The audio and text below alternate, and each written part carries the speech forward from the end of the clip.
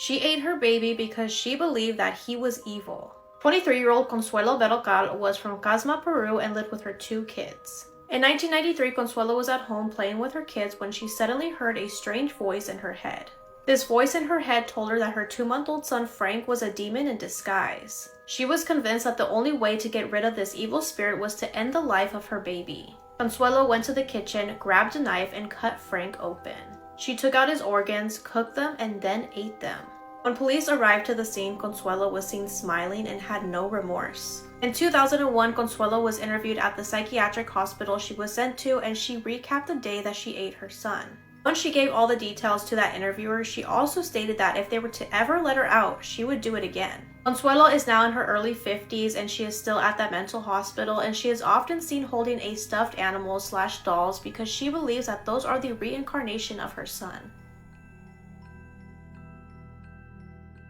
This TV host spent years solving crimes on national television until she became a victim of one.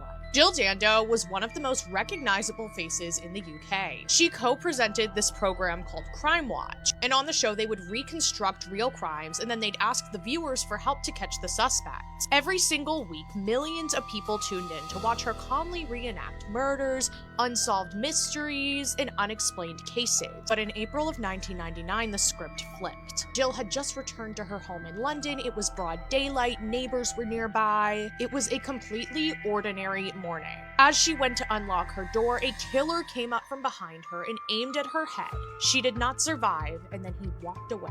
There was no sign of struggle. There was no one that could identify them that was nearby when this happened. People were terrified that this happened because she was the host of this show. Like, there was really no sort of motive. Also, hi, I'm Grace. Can I be your horror girlie? The woman who helped solve Britain's most mysterious crimes has now become a victim of one. Weeks later, the TV show that she used to host aired again. But this time the case that they were reconstructing was Jill's. Her colleagues, so the same team that was standing beside her helping her run the show, was now trying to figure out Jill's murder. They recreated her walk to the front door, they showed the bullet casing, they asked the viewers if they had seen a man loitering in her area. It was one of the most haunting episodes in British television because this show was about trying to find and help people get justice, and now they were helping the person who was the face of the show get justice. Over 2,000 calls flooded the network, and eventually a man named Barry George was the one who was convicted and arrested in 2001. But it doesn't end there. Years later, doubts began to grow. In 2008, his convictions were overturned because of questions about the forensic testing. The really haunting, disappointing thing about this entire case is that all these years later, nobody knows who ended Jill or why they even did it. He used an app to conceal his identity by swirling his face. Christopher Paul Neal, also known as Mr. Swirl, was born in 1975 and was from Canada. During his early years, he wanted to become a priest, but didn't get approved because of his lack of qualifications. Since Christopher couldn't become a priest, he decided to become a teacher instead, so he moved from Canada to South Korea to teach English.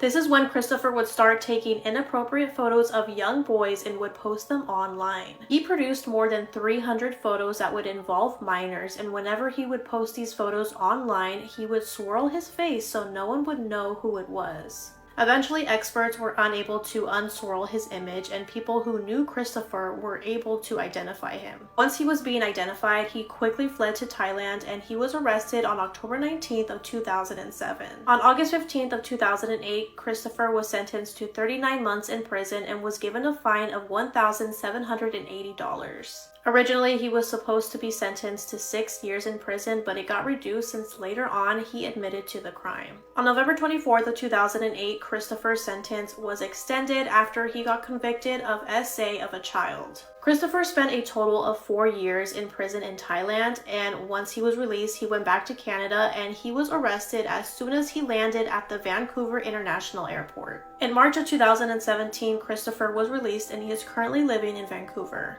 He sat calmly in front of the camera and introduced himself, then lifted up something absolutely horrific to show the viewers. By the time YouTube blocked the video, it was far too late. It was the 30th of January 2024. The Mon family lived in Bucks County, Pennsylvania. Now, Mum and Dad, Denise and Michael, were absolutely lovely parents. They only wanted the best for their children. They had a daughter, Stephanie, and a son, Justin, and they honestly couldn't have been more loving parents. Justin was 32 at this point, and he'd kind kind of grown into this really resentful person, not just towards his parents, but to the whole world. He was like, I've just graduated from uni, why can't I seem to keep a stable job? He kind of had this victim mindset and he started to feel like the government was against him, but nobody had any idea how truly sick the mindset had got. Denise came home after 7 p.m. that evening, honestly expecting to get some food on the table, have a nice relaxing evening. Instead, she found blood. And as she made her way into her own home, she honestly couldn't quite believe what she was seeing. Time was seeming to move like really fast, but also almost like slow motion at the same time. That's when she stepped inside of the bathroom. What she saw was honestly so horrific. I'm not sure how she'd stayed conscious enough to phone the police. Officers raced over there and found Dad Michael lying on the bathroom floor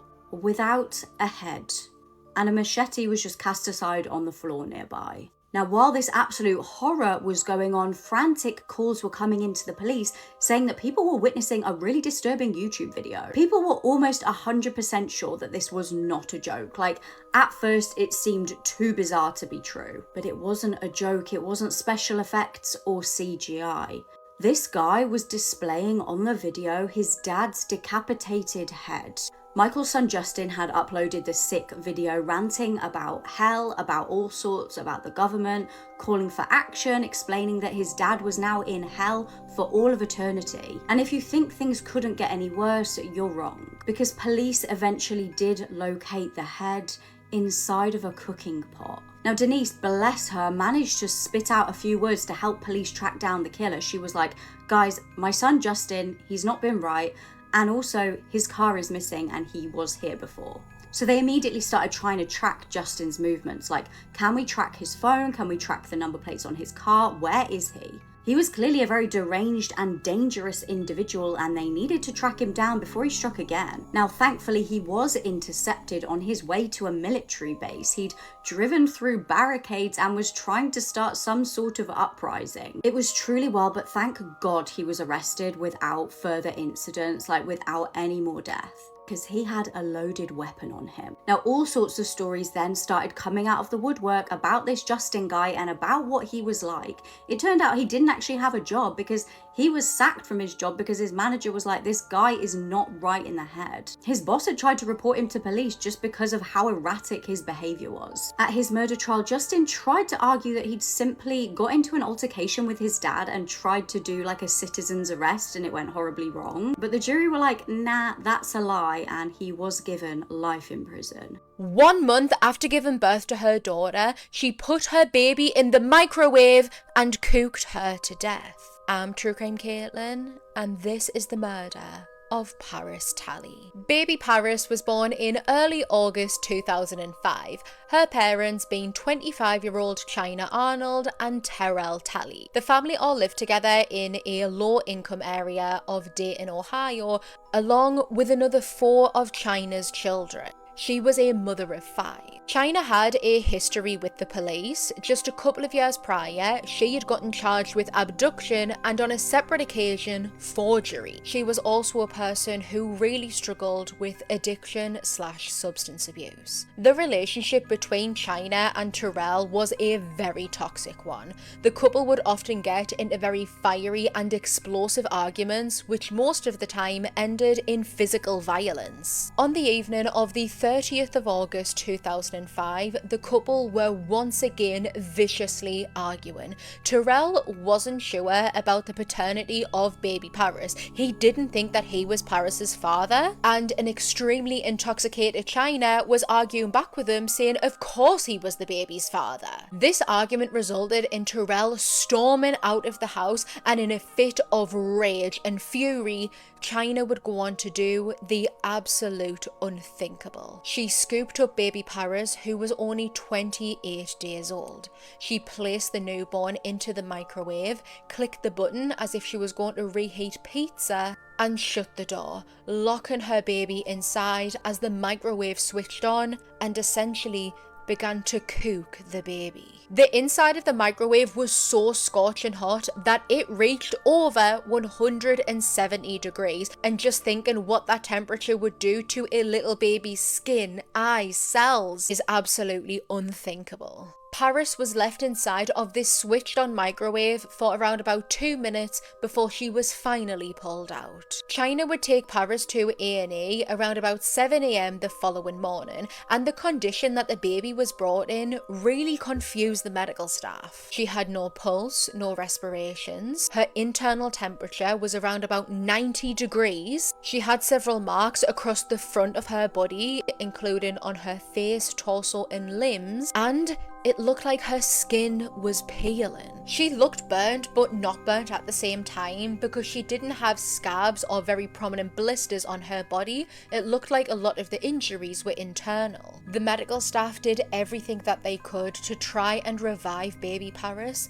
However, they were unsuccessful, and she would be pronounced dead at the hospital, not even 1 month old. Because this was such a suspicious death, the police were notified and they brought both China and Terrell in for questioning. China initially told the doctors that she had woken up in the middle of the night and saw that Paris had a temperature, that she put a fan over the top of Paris's Moses basket to try and cool her down, but by the time it got to the next morning and her temperature was still sky high, that is when she decided to bring her to the hospital, but only after she saw her other children off to school. That was the story that she told the doctors. She would tell the police something completely different, however. She stated that she had fallen asleep on the couch in the living room with baby Paris lay on her chest, that Paris had woken up at around about 2:30 a.m. for some milk, China gave her it, and the two fell back asleep. When she awoke sometime later, Paris was gone, but Terrell was there, and so China said that she just automatically assumed that Terrell had put Paris in her Moses basket. When it was suggested to China that Paris was burnt, she feigned complete and utter shock, having no idea how that could have possibly happened. When the police spoke to Terrell, though, he had a very straightforward story that he stuck to. He said that once he arrived home after the argument, he saw Paris asleep on China's chest, and then that was it. China Arnold wouldn't be arrested until months later in that November. This was because the police couldn't really figure out what had happened to Paris. This was until another horrifying, unfortunate story broke about another child who was murdered after being placed into a microwave. When the police heard about this case, they decided that they were going to look to see if maybe that had happened to Paris, and what they would find proved their hunch. They found Paris's DNA inside of the microwave.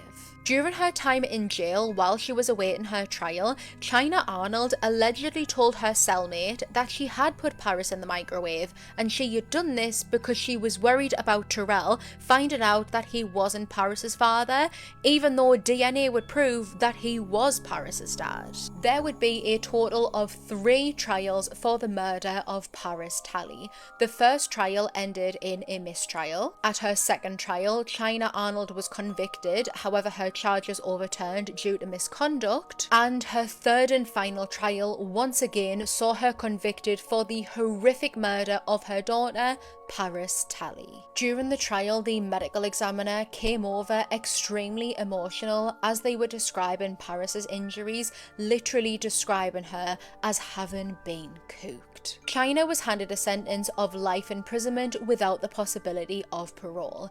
This is a charge and conviction that she has tried to appeal, yet none of her appeals have been successful. One time my mom got arrested for murder because she found a dead body, and instead of immediately calling the police, she decided to clean up the crime scene a little bit first. She did this because the body she found belonged to her father, and he was a very prideful man, but while he was being killed, he was also being robbed, so his house was left kind of a disaster. Plus he had been shot, so for a few hours he had been laying face down in a puddle of blood, so he was also kind of a disaster, and my mom knew he would not want anybody to see him or his house looking like that, and she felt like he deserved to have some dignity, so she spent a few hours making sure him and his house looked as nice as he would want it to be for his final guest to arrive, his final guest being the police. But when they got there, they looked at him on the nice clean floor looking spick and span, and then they looked at my mom and they're like, have you been touching things? And she's like, yeah, I cleaned up a bit before you got here. And they're like, you cleaned up a murder scene? And she's like, a murder scene? No, nobody would kill my dad. And they're like, then what do you think happened? And she's like, he had a heart attack.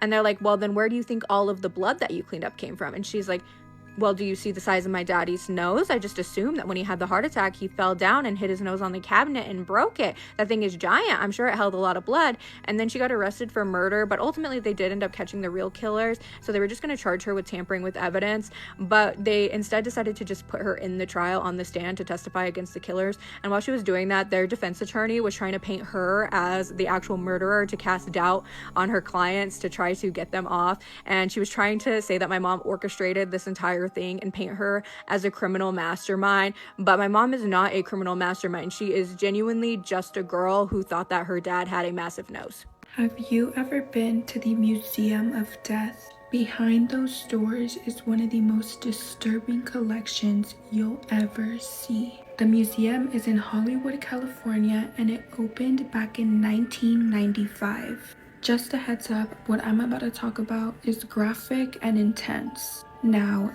this is not your average museum. Guests have reported running out halfway through the tour because of how negative the energy felt. Inside, you'll find artifacts from serial killers like Charles Manson and John Wayne Gacy, coffins of all sizes, and the clothes people wore when they were unalived. Everything inside is 100% real and deeply disturbing. There are live crime scene photos of victims and real skulls labeled with the victims' names. And at the very end of the tour, you walk into a room set up like your own funeral. Chairs arranged like a service, and there's a screen recording you. As you walk in, you literally see yourself show up on the TV like you're appearing at your own funeral. It's like a final reminder of what awaits us. Honestly, I don't know if I could go inside, but would you? You knew that she was most vulnerable than most. You knew that she looked at you and thought that you were her friend, and you still decided to make her your victim. The story of Gemma, I think you pronounce her last name Hater, is probably one of my most requested cases, and it's definitely one that leaves you feeling leaves you with a heavy heart because it's so awful for a million different reasons. 27-year-old Gemma Hater from England was one of 3 children to her parents, and from the moment that she was born, her mother Sue knew that her daughter was different. Gemma struggled with things that other children seemed to understand naturally, and the more and more that she grew up, the more that the difference that she had with other children became more obvious. Even simple day-to-day stuff that most of us probably take for granted, like brushing your teeth, showering, getting dressed, they felt like monumental challenges for Gemma. She had, quote, a range of physical health conditions, and her appearance has been described as being suggestive of a congenital disorder, genetic syndrome, or birth defect, end quote. And the challenges that she faced weren't only mental and emotional, but they were also physical. For example, there's the fact that she stopped growing when she was 4'11". When she was, I want to say 13 or 14 years old, she reached the height of 4'11" and then just completely stopped growing. Her mom Sue spent so much time with doctors and nurses trying to figure out exactly what was going on, but no one could figure out what was wrong. And don't get me wrong, Gemma was a happy kid. She loved playing with her siblings and being goofy and all this stuff, and just because she was different didn't mean that she wasn't loved. She was completely adored by her entire family, but it was just a part of her that she was different, and she did face a lot of challenges because of it.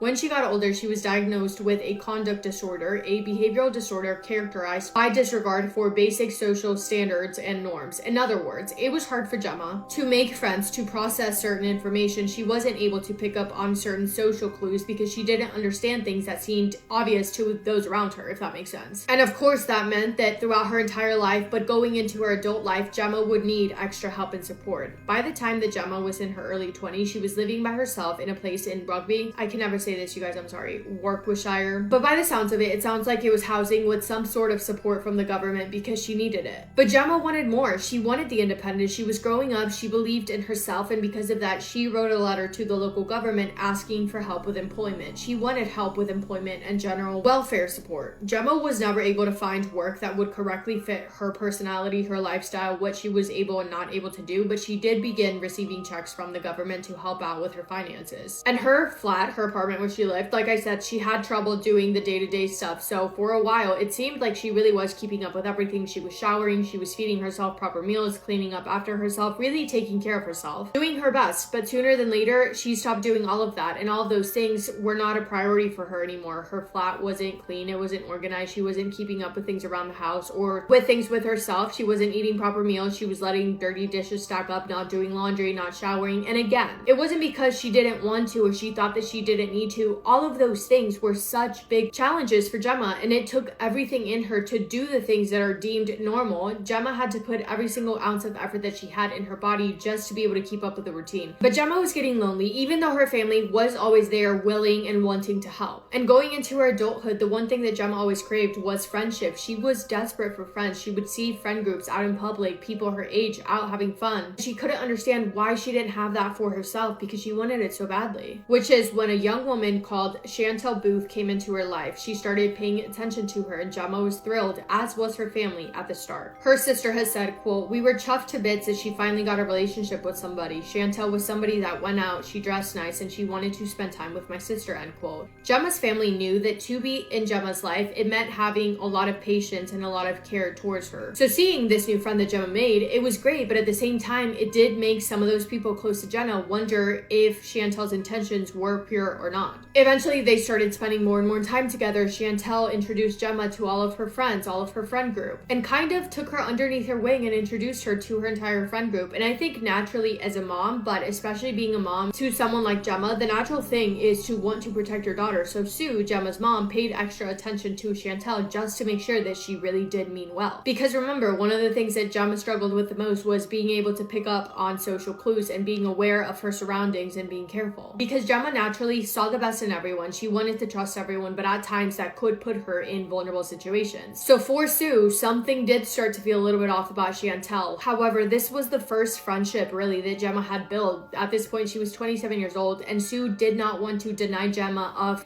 the only friendship she ever really had, because after 27 years of watching her daughter struggle to be able to connect with someone, Sue felt as if she couldn't take that away from her. And maybe Chantel did have good intentions, she had no way of knowing. Her sister Nikki has said, quote, "There was no indication of what was about to happen," end quote. Gemma thought that Chantel was her best friend. She trusted her completely. She would have done anything for her. She would have done anything for anyone in that friend group. But welcoming Chantel into her life, unfortunately, would be Gemma's biggest mistake, to no fault of her own. August 9th of 2010 was a Monday. That morning, a jogger was running along a disused railway line near the former Rugby Central Station. It was a quiet area. There were abandoned train tracks, a lot of grassy areas, and he was just out for a run when he noticed something. It looked like a human body that had been discarded of in horrible, horrible condition, with clear signs that whoever this was had suffered severely. The jogger immediately called the police, and as soon as officers arrived at the scene, they knew that this was no accident. They knew it by just taking one look at that body. The injuries were horrific. There were signs of extreme violence. Someone had done this on purpose without holding back. And they soon confirmed that the body was that of 27-year-old Gemma Hayter. The police secured the crime scene and immediately began on an investigation. Her body was recovered, and a preliminary examination revealed the extent of what had been done to Gemma.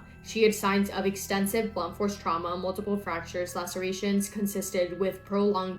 She had been punched, kicked, on a plastic bag had been placed over her head. She had essentially choked to death on her own because of the injuries inflicted onto her. The pathologist noted that her nose had been broken, her head had been shaved. The level of violence was staggering. And as you can imagine, when Gemma's family members heard the news, their hearts shattered. I mean, there isn't ever a way ever in these cases that we talk about to accurately be able to describe the level of devastation felt when you receive news of that nature. They were crushed. It was awful. Understanding there was somebody out there responsible for doing this, authorities immediately began trying to piece together Gemma's final hours. They issued public appeals. They asked for any members of the public to come forward with any information, no matter how big or small, that might be able to help them. They talked to witnesses, and then they found CCTV footage. The footage was from the night before Gemma's body was found. It showed Gemma walking through the town center with her 5 friends: Chantel Booth, Daniel Newstead, Joe Boyer, Jessica Lanus, and Duncan Edwards. Gemma and the other 5 were seen walking around just after midnight until they disappeared out of the way of any cameras, and when the group was seen walking back, caught on camera again, Gemma wasn't there. It was then when that friend group was officially on police's radar, and they brought all 5 of them in for questioning. They looked through text messages, they looked through phone records, starting to put pieces of the puzzle together. But when authorities got a search warrant for Chantel's flat, and when they got confirmation that Gemma had been there the night that she lost her life, everything started coming together, and it started to paint a very, very dark picture of Gemma's final hours. The night before her body was found, Gemma had gone over to Chantel's flat to grab something that she left there, and when she got there, Jessica, one of the other girls in the friend group, was also there, along with the rest of them. Jessica, I guess, was mad at Gemma from a comment that she had made the night before. It was apparently supposed to be a joke, but Jessica took it the wrong way. And it was that night in Chantel's flat that they all ambushed Gemma and put her through an unimaginable amount of pain. They all just came onto her with their fists, with a mop, with different items in the house, using them to hurt her. They broke her nose, they forced her to drink urine, they threw her around every single wall and any hard surface in the house, really. They bounced her head on the ground, they jumped on top of her, and some reports state that she was even tied up and left in the bathroom for a long period of time, for hours. They also placed tape over her mouth to stop her from screaming, and they threw her phone battery down the toilet so she could not call for help. Afterwards, the group then told her that they would walk her home. And again, remember that Gemma had a hard time socially understanding what was going on and understanding why things were happening. She struggled with that already, so it's hard to imagine that she would have been able to process exactly what was happening to her, let alone understand it. So when they offered to walk her home, she agreed, and that's when the group was seen on CCTV footage, but as we know, they were never going to walk her home. In regards to that CCTV footage, Gemma's sister Nikki has said, quote, "At one point, Gemma looks at the camera, and that will always haunt me. To watch your little sister walking, knowing that she is about to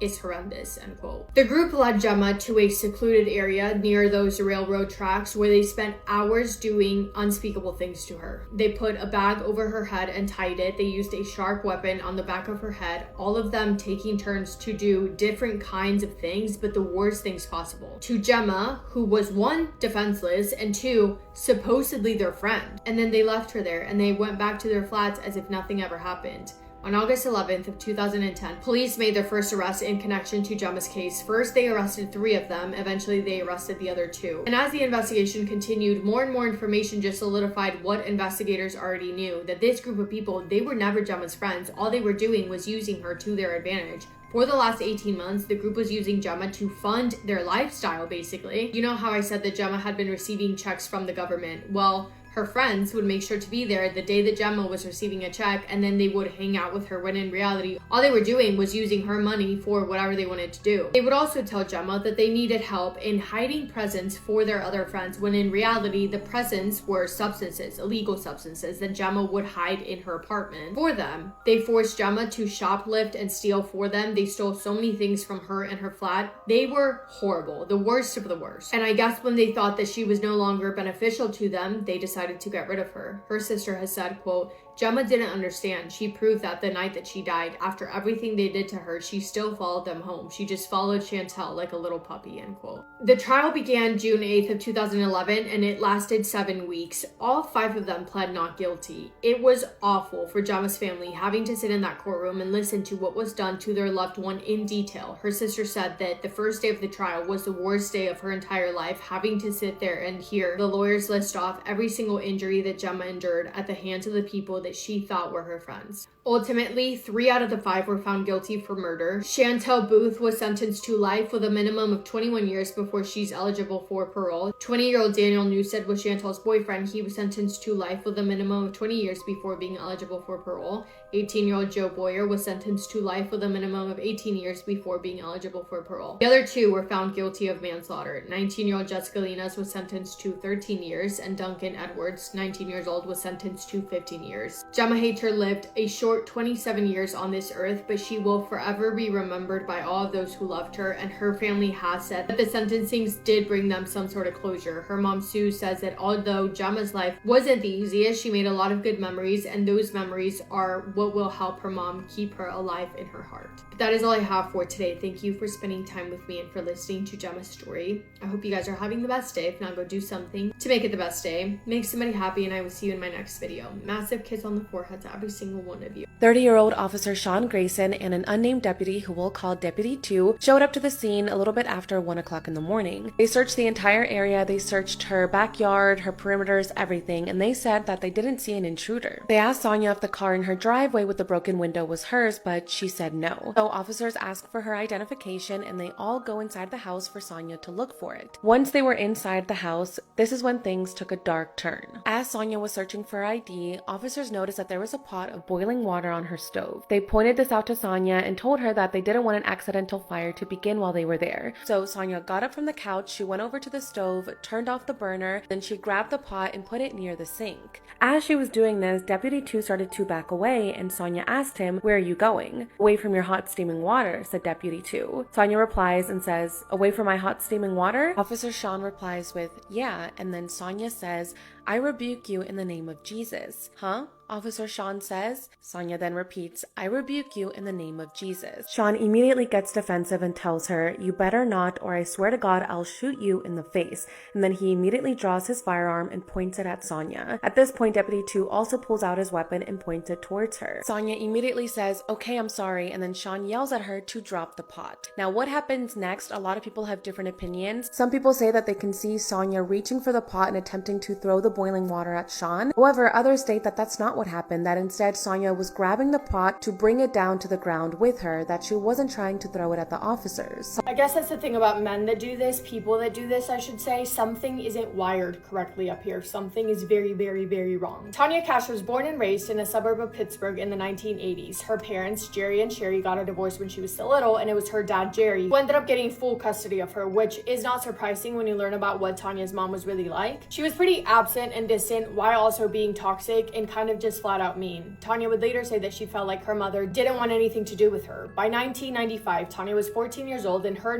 dad moved in with his now new girlfriend, a woman called Joanne, and a woman who would later become Tanya's stepmother. And with living in a new place came enrolling in a new school, so Tanya would now be attending Cornell Middle School, where she would be entering 8th grade. And what happened in that school, a person that she met at that school, would change the trajectory of Tanya's life forever in the worst way possible. And I think we could all agree that being a new student at a new school is hard enough, but being a new student going into 8th grade is even harder. Because by then, at least in Tanya's case, it felt like everyone already had their own little friend group and she found it really hard to feel like she belonged. She was a pretty shy person, she didn't know anyone, and she very quickly became a target for bullies. On top of that, things at home were not much better. Tanya was constantly clashing with Joanne, her father's new girlfriend. She also resented her father a little bit for making her move away from all of her friends. And overall, she just found herself feeling quite isolated and lonely. She was caught between a mother who was absent and violent and a father whose new life didn't seem to have room for her. So Tanya began acting out. She started hanging out with the wrong crowd, doing things that 8th graders should not be doing, and then she started sneaking out. And then she began running away from home. She would leave, but she would always come back within 24 hours. And every time that she left, her father, Jerry, would call the police to report her a missing person.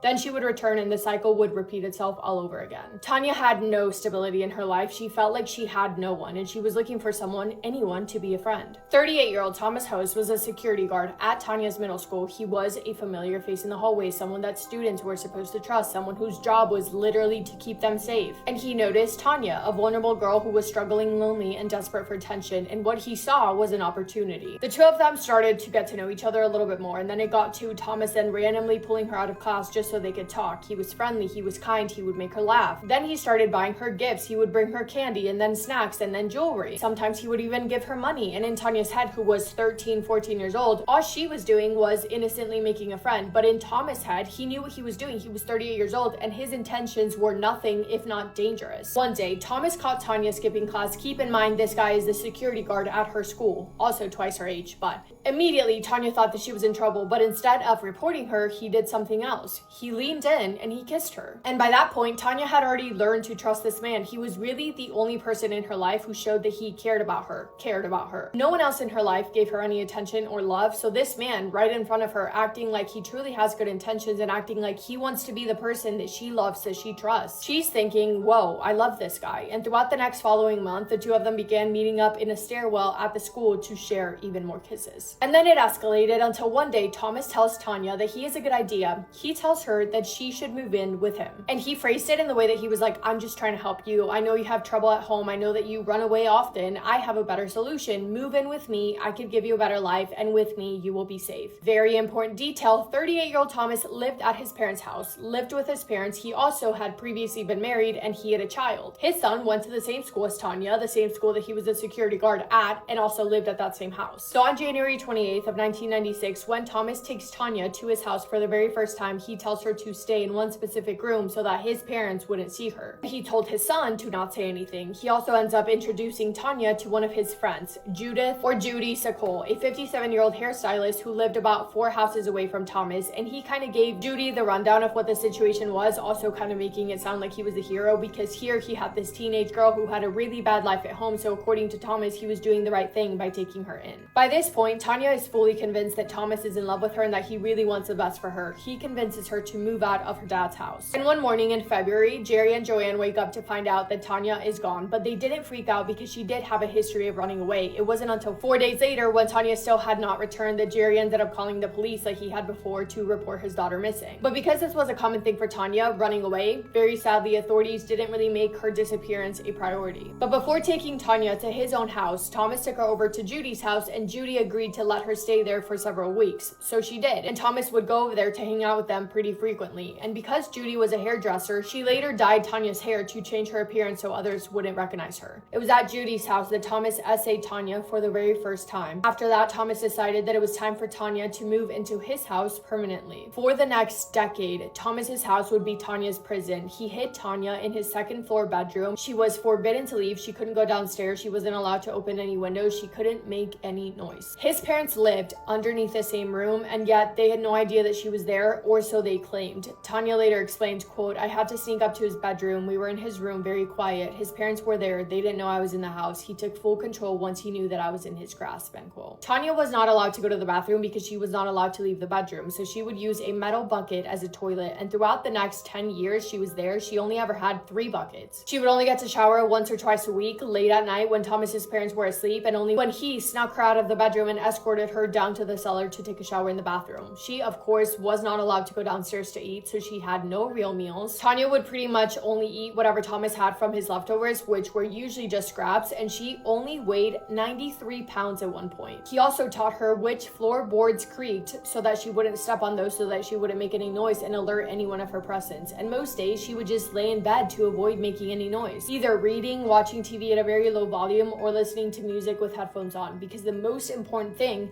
was to remain silent. Daily, Thomas essayed Tanya. He also had her keep a calendar book documenting this, a detailed written record of the essay, so he could, quote, brag to coworkers and friends about how often he was active. He would brag to his coworkers, who were employees at the middle school that Tanya once attended. At the beginning, Tanya was manipulated enough that she would have excused everything. Everything that she thought was happening to her was love. Then when it began to really take a toll on her, not only emotionally and mentally, but also physically, she accepted that she did not like what was happening to her. But still, she excused it to make Thomas happy. She would sacrifice her own happiness to please him. But then it got to the point where enough was enough, and the way that she was living and the things that he was doing to her, it became too much. It was breaking her. She became a shell of the person that she once was, and she was absolutely miserable. Then the nice act that Thomas was putting up was no longer, and he became really, really mean really fast. He would say insane things to Tanya to get her to stay. Whenever she tried to leave, he would threaten to get rid of her permanently and completely. He would tell her that he could do it in her sleep, then throw her in a garbage bag and throw that in the river where nobody would find her. He would tell her that nobody wanted her, that she was stupid, that he was the only person in the entire world that cared about her, and that he was not only capable of getting rid of her, but also her entire family if she did something that he considered to be out of line. And of course, the things that he would tell her would get into her head. When he would tell her that no one cared about her, no one wanted her, no one would go looking for her, she believed him because she was a missing person. In the eyes of the authorities, she had been, yet no one really bothered to look for her. She was declared a runaway, and that was kind of that. From February of 1996 to the spring of 2000, for 4 years, Tanya Cash did not leave that bedroom. But after those 4 years, Thomas decided to change his tactics. He created essentially a new identity for Tanya, started calling her Nikki Diane Allen, and he told his family that this Nikki was his girlfriend and that she would be moving in with them. His parents accepted this story, I guess, and shockingly, no one questioned why this girlfriend had suddenly just kind of appeared out of nowhere and now she was living with them. But enough time had passed that resulted in Thomas now having brainwashed Tanya so completely that he knew that she wouldn't run away, which meant that he could now let her out of the bedroom, and he allowed her to go outside and live as this new person, as his girlfriend Nikki.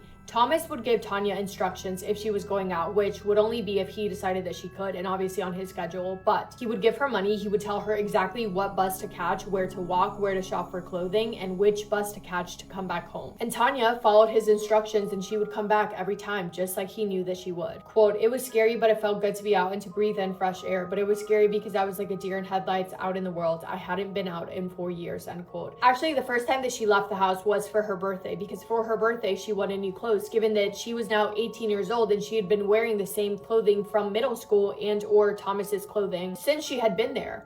Fast forward to 2005 when Thomas allowed Tanya to get a part-time job at JJ Deli Mart, a local convenience store owned by a husband and wife. Well, I guess Thomas didn't really allow it. Tanya later admitted that she got this job behind his back, but he would just think that she was going there to hang out often, I guess. But what she was really doing was bonding with the people at the deli, the owner Joe and his wife Janet and their daughter. And for the very first time, she saw something that she had never seen before, a healthy, loving family relationship. She watched Joe interact with his wife and daughter with kindness, respect, genuine love and affection. She was seeing what a family should be like. And for the first time in 10 years, Tanya realized that what she had with Thomas was not love. It was everything but. She slowly but surely started trusting Joe and his family. After all, they seemed like really lovely, nice, trustworthy people. And in the way that Tanya was learning about them, they were also learning about her. And it wasn't long before Joe could sense that something was wrong, something was off about Tanya. One of the biggest things that made Joe question that something suspicious, something weird was going on was when Tanya didn't know her social security number, which Joe needed to be able to enroll her as an employee, but she had no clue what it was or where to find it. One day in 2006, Tanya broke down crying at work. Joe asked her what was wrong, and Tanya, who had been silent for 3,692 days, finally told the truth. Through tears streaming down her face, she told Joe, quote, "My real name is not Nikki Allen. My real name is Tanya Cash. If you go to a website for missing children, you will see a picture of me there." Joe could not believe his ears. I have goosebumps, but he was going to help Tanya. He told her to go back to the house one last time. Quote, "Don't do anything out of the ordinary. I will take care of everything. You need to go back there to that house one more time. Don't let on what's happening. Just act normal until the police get there," end quote. So Tanya goes back to Thomas's house. While Joe then called the missing children hotline, he also contacted his son, who was a retired police officer and was familiar with Tanya's case. And finally, on March 21st of 2006, police arrived at 1716 Soul Street. Tanya Cash walked out of that house for the very last time. Quote, "I'll never forget how it felt to step out of the house that day. I got into the cop car, took a deep breath, and thought, it's over, I'm free." She was 24 years old. She had spent 10 years, 1 month, and 11 days in captivity. A week later, Tanya went back to go see Joe and his family, and they had a tearful reunion at JJ Deli Mart. Joe hugged Tanya and later told reporters, quote, "I love her. I consider her my daughter. She wanted to find her dad again, and I'm so happy that I could do that for her. She asked me for help, and I gave it to her," end quote.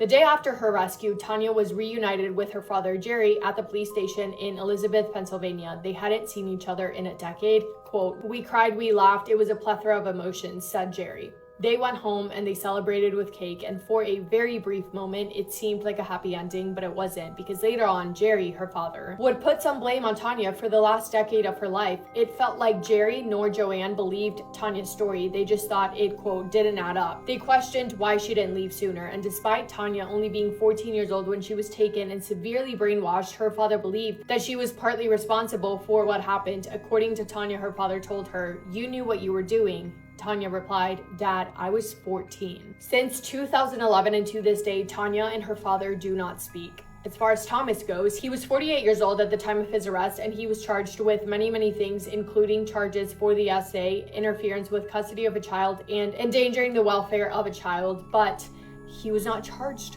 with kidnapping because Tanya initially had gone with him willingly. He was released on a $200 bail and suspended without pay from the middle school where he continued to work. Judy, his neighbor friend, was also arrested with 4 separate charges for helping conceal Tanya's identity and keeping the situation a secret. June 26 of 2007 was sentencing day. This is a quote from Tanya directed to Thomas, quote, "You took away my innocence, my childhood. You made me think my family didn't want me or love me, that no one cared or loved me but you. For 10 years, you controlled me." She continued to say that she was no longer his puppet and that she had completed her GED and her first semester of college. Quote, "I plan to go places. The main thing I want to do is help protect children and women from men like you," end quote. Thomas Host was sentenced to 5 to 15 years in prison, and he was released from prison in February of 2022 after serving 15 years. and he still lives in that same house. Like, he still wakes up, takes showers, goes to bed like a normal person living in that same house. Judy pleaded guilty and she was sentenced to 2 to 23 months in prison, and we don't know when she got out, but she definitely never took responsibility for any of her actions. What I am happy to tell you is that Tanya has come a very long way since. She did finish her GED, she attended college, and co-wrote a book about her experience in 2017 called Memoir of a Milk Carton Kid, the Tanya Nicole Cash story. In 2018, she married the love of her life, and today she has a happy, loving, and supporting family, including stepchildren and grandchildren. And today, Tanya still speaks at schools and organizations about her experience. She advocates for missing and exploited children across the country. And she wants others who have experienced trauma to know, quote, "There is light at the end of the tunnel. You always have to hold on to that hope," end quote. Yeah, insane story. So happy, obviously, that she got out. It's so hard to imagine that like things like this happen. No matter how many times I read stories like this, I am always baffled to my core. Anyway, that is all for me today. Thank you for spending time with me today and for listening to Tanya's story. Hope you guys are having the best day. If not, go do something to make it the best day. Make somebody happy, and I will see you in my next video. Massive kiss on the forehead to every single one of you.